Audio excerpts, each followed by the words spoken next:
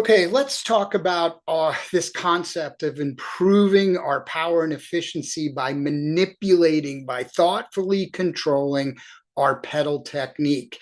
This comes about, we've heard about this for a long time. There's a lot of internet information out there on this. Let's just call it information for now, even though it's a little bit of myth busting. And the concept is you really focus on how you're pedaling while you're making power. And I don't know, maybe you make a smooth circle or you ankle and pull up on the backside and just work on applying even torque force or force effectiveness, and even Garmin Dynamics attempts to get you to conceptualize and think about these things. They put them on the head unit so you can watch them while they occur. But let's talk about the real research behind that. There's a very famous study that's been supported by some other studies that basically took a bunch of well-trained cyclists, put them on bikes, and we said, we're going to look and manipulate your pedal stroke in a couple of different ways. So as a control, they started with the natural format. Just get on and make some power, right? Make a higher amount of power. It was a very fixed protocol and control. I shouldn't say make some power, but a natural format. Don't think about it. Shut your brain off. Just pedal. Like they didn't know what they were there for. So the control was, hey, just get on and make power. Then they introduced a series of manipulation tests. Like they wanted the cyclist to focus on three unique formats. One was pulling up on the backstroke. So as your foot goes past 6 o'clock on the clock and starts coming up the backside, pulling up on that backside, pulling up. They wanted them to try to pull up and make power. The next was full circle manipulation, trying to maintain an even force all the way around the torque relationship of pedaling in circles. And finally, they wanted them to just focus on pushing down, like mentally make more of a focus on pushing down. Then they studied these four manipulations, the control, which was natural, then pull, circle, push, and they learned something very interesting. In these controlled studies, and they were able to replicate this, the control, the preferred, the natural way was actually had the highest gross efficiency. It was the best format for the performing athletes. So when we look at this and we drill down a little deeper of the other three formats that were practiced, pulling up on the downstroke had a significant reduction in gross efficiency. You can see how large that variance is. Pulling up on the backstroke is a highly wasteful manipulation. The second worst is trying to make those good smooth circles. It was the second worst. And the only one that was kind of in the range was pushing down, manipulation. Remember, these are things that you're thinking about. You're trying to manipulate them while making power, and only pushing was relevant. Why is this? Well, when we look at the pedal stroke, and imagine we're only looking at the right foot, I'm always the mirror effect, going around clockwise. When you are this is the crank torque, how much force. So a higher wave is higher force, lower force. And this is the crank angle. So at 90 degrees, you go back to our clock face, you're at around 3 o'clock on the clock face. So you're pushing down, right? You're mid downstroke.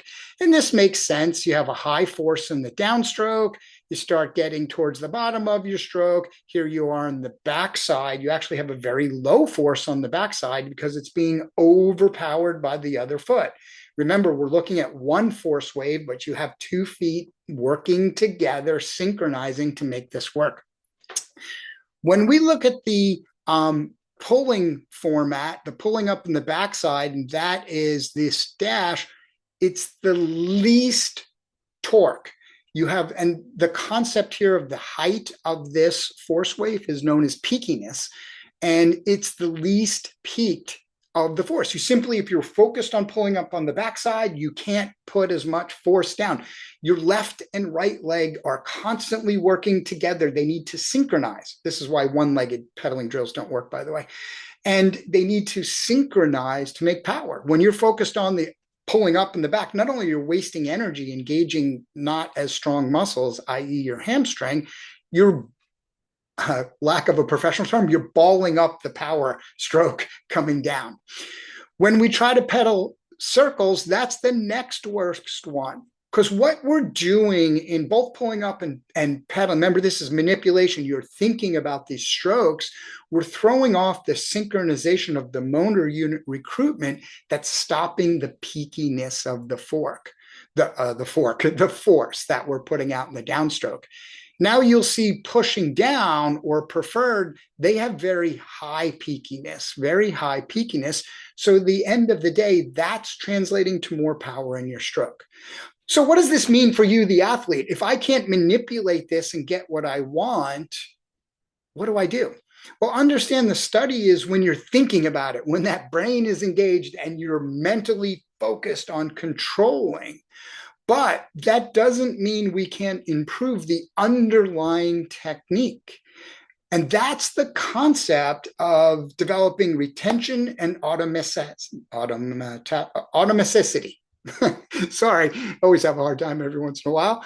And the concept here of making something automatic, simple way of saying it, is we want to do drills. So drills are an overemphasization. I'm going to have a hard time talking now. I need more coffee. Are an overemphasizing a specific part of something that isn't saying we should always pedal this way, but we should do this drill to begin to develop a skill. And that's a very specific element, a part, or a function of what we're trying to accomplish. If we start to drill something enough, we develop this skill. Now we're able, because the drill is teaching us how to do it right. The skill is teaching us how to perfect it. Oh, now I understand right. Now I'm going to keep doing. And that eventually leads you to doing it automatically. You have retention, muscle memory retention, neuromuscular retention, neurocoordination retention, which means you're doing it without conscious thought. It becomes a new natural technique. So if you think about this concept of how you can improve your pedal stroke, we think in manipulations because it's easier, right? Hey, I'm going to think about it for a couple of minutes and I'll be more powerful. When the reality is we need this simple, hard approach here. We need to do a lot of pedaling drills, and that pedaling drills aren't everything you always think they are. More on that later in the guide. Till we develop skills, being able to do it correctly. And then once we can do it correctly, we need to do it enough till it becomes automatic. One thing, though, that little bit of research points out to us, if we are going to focus on one concept in the drills, the one area we want to build better on, it's going to be in this pushing area, as that will have the best return on investment for your development of pedaling or your execution of pedal drills into building pedaling skills until it's automatic. Hope that helps.